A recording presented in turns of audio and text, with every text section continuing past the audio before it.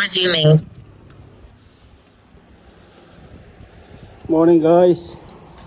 Happy Sunday. Happy blessed Sunday everyone. Yan. Ride naman tayo uli.